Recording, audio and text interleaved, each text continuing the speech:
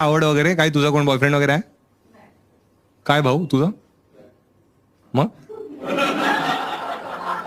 काय कोणत्या मुहूर्तासाठी थांबलायस का की विजयादशमीला बोलेन?